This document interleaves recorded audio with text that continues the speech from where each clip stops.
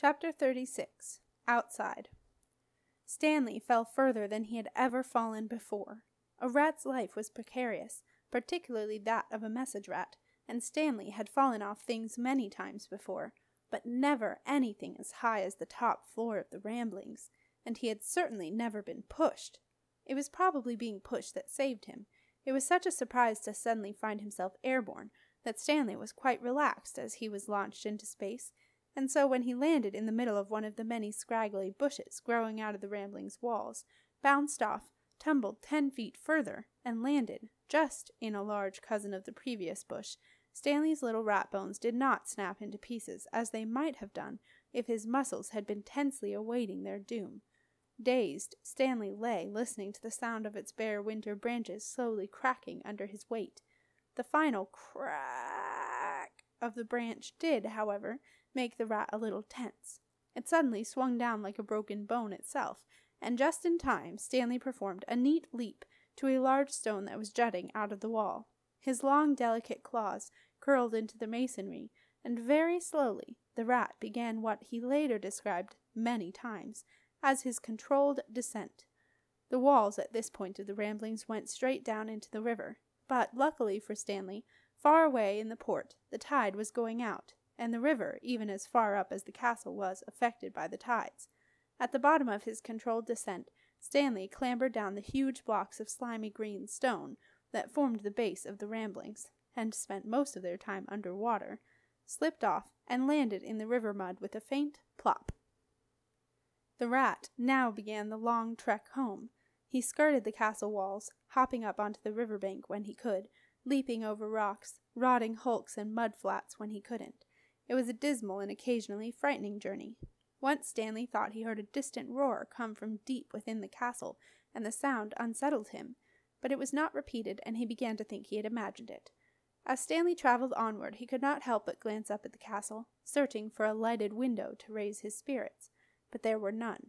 He had left the only one far behind him, and he began to wonder if even that was now dark. The darkness frightened Stanley. He had never paid much attention to the castle lights before. Rats did not understand humans' love of light and flames.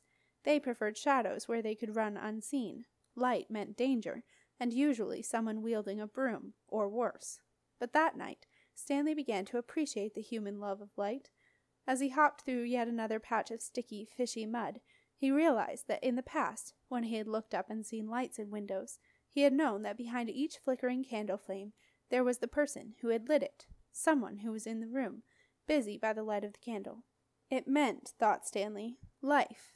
But now, with every window dark, it felt as if the castle was empty of all human life, and without humans, what is a rat to do? And so, it was a rat filled with foreboding that finally scaled the outside wall of the East Gate Lookout Tower, headquarters of the message rat service, and home to Stanley and his 4 teenage ratlets. Stanley peered in through the tiny arrow-slit window and saw nothing, but he smelled something. His delicate rat nose smelled the dark, a sour, stale smell with a touch of burned pumpkin about it, and he knew he was too late. The dark domain had invaded his home, and somewhere inside were the 4 foundling ratlets whom Stanley loved more than anything else in the world. Florence, Morris, Robert, and Josephine, known to all but Stanley as Flo, Mo, Bo, and Joe, appeared to any other rat to be 4 scrawny, awkward teen ratlets, but to Stanley they were perfection itself. They had been no more than a few days old when he had found them abandoned in a hole in the wall on the outside path. Stanley, who had never been remotely interested in babies, had scooped up the blind and hairless ratlets and taken them home to the Eastgate Lookout Tower. He had loved them as his own. He had fed them, picked off their fleas, worried about them as they first went out scavenging alone, and recently he had begun to teach them the basic skills of a message rat. They were his whole life. They were the bright and starry future of the message rat service, and now they were gone. Stanley dropped down from the window utterly desolate. "Watch out! Watch out, Dadso!" a young rat squeaked. "Robert!" gasped Stanley. "Oh, thank goodness!" He felt quite overcome. "You're heavy, man. You're squishing my tail," said Bo gruffly. "Sorry." Stanley shifted his weight with a groan. He was getting too old to fall 100 feet and not notice it. "You all right, Da?" asked Flo. "Where you been?" This from Joe. "Oh, Da, we thought it had got you." A hug from Mo. always the emotional one, made Stanley's world feel right once more. The 5 rats sat in a despondent line on the outside path, which was no more than a narrow ledge below the East Gate lookout tower. Stanley recounted the events of the past few hours. "It's bad, Da, isn't it?" said Mo after a while. "Doesn't look good," said Stanley gloomily. "But, according to that alchemist chappie, we'll be all right here. We're outside the walls. It's all those poor rats trapped in the castle I worry about," he sighed, "and I'd only just got the service fully staffed." "So where to now, Dadzo?" asked Bo, kicking his feet impatiently on the stones. "Nowhere, Robert, unless you want to swim the moat. We'll sit on the night out here and see what the morning brings."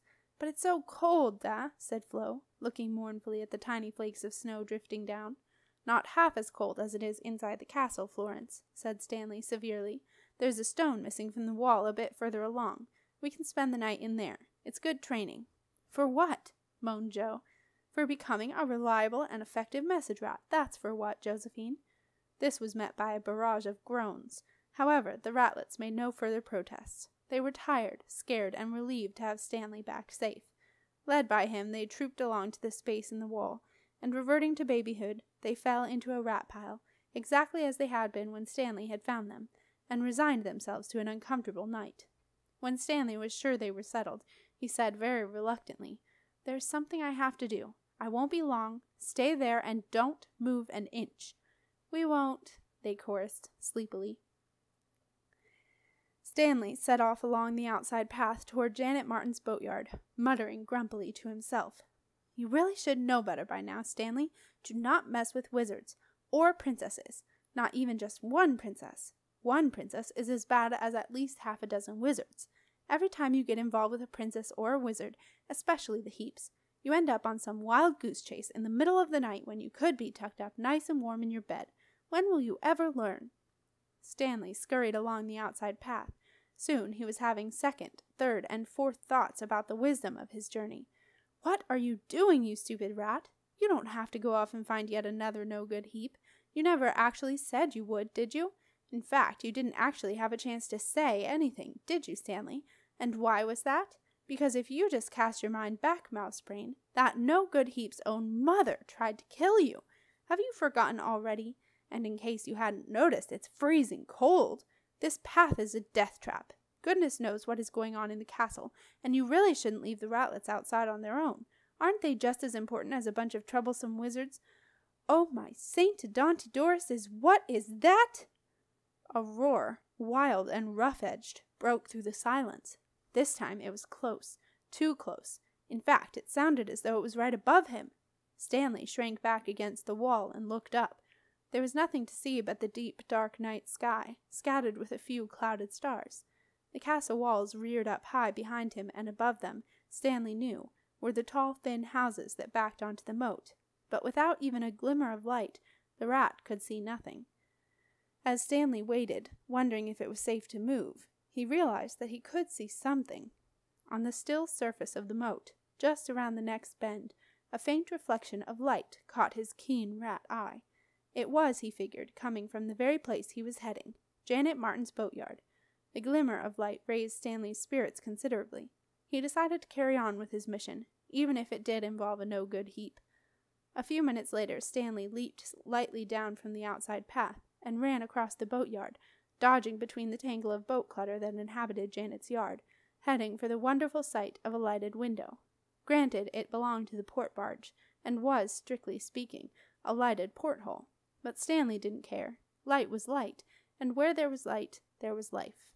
The hatch to the cabin with the porthole was locked and barred, but that did not deter a message rat. Stanley bounded onto the cabin roof, found the air vent, an open tube shaped like an umbrella handle, and dived in.